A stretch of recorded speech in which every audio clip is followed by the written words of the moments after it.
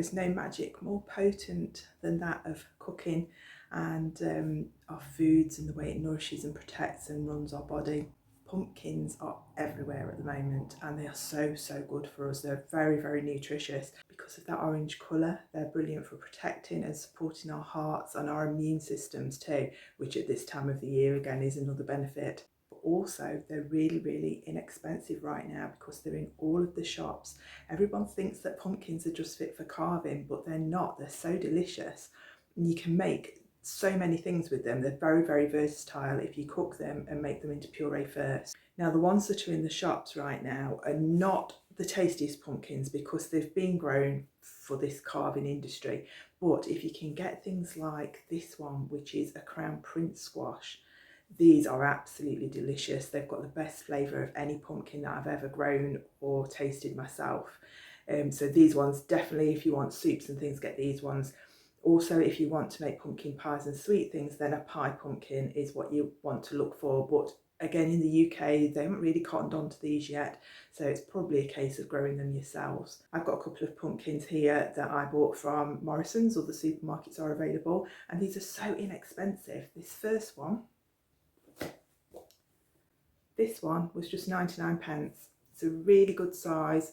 This is the one I'm going to cook with today, and we're probably going to get quite a few cups of puree out of this.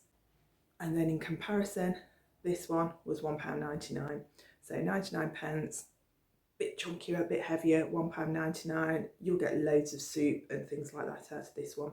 They also have bigger ones, but I would suggest buying a few smaller ones. Pumpkins keep for ages. If you keep them in a nice, cool, dry place, they will keep for months. I gave up my allotment this year, so I didn't grow as many pumpkins and things as normal, but I thought I'd give you a little sneak peek of this one.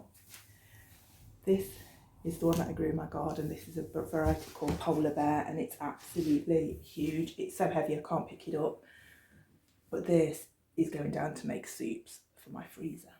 Now, even if you're not a hardcore pumpkin user and you have just bought one for carving for the kids, don't forget that inside here are lots and lots of seeds. When you take the top off your pumpkin and scoop out the inside, save your seeds, put them either on a baking tray or in an air fryer about 180 degrees for 15 minutes or so. Before you put it in the oven, you can put anything you like on it. You can just put a little bit of olive oil and a little bit of salt and just do that, or you can put paprika and garlic and chili or anything that you like on it, and it makes a really healthy, tasty snack. And pumpkin seeds are absolutely jam-packed full of magnesium, zinc and fibre. Now also, once you're carving it, you don't actually need the whole thickness of the pumpkin if you're only carving. So what I suggest you do, once you've got the seeds out, is get either an ice cream scoop or a nice sturdy spoon and just inside carve away some of the flesh so you've got a thinner skin. It makes it much easier for carving, and also you can then use that flesh to either make a soup or put into a cake or some pumpkin bread, or even make some pumpkin spice latte syrup. It's all about using these pumpkins and not wasting them. We see so many pumpkins go to waste every year sitting at the side of the road and in the bins, and if you don't want to cook with them, at the very least put them in your compost bin so they can be remade into some lovely new compost for next year.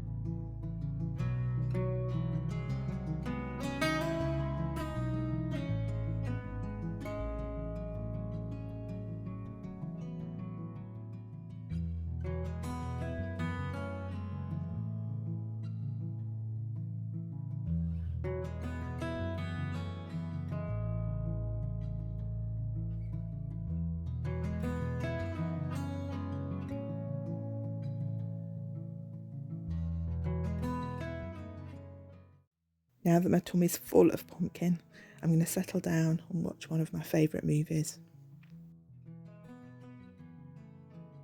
But remember, always throw spilled salt over your left shoulder.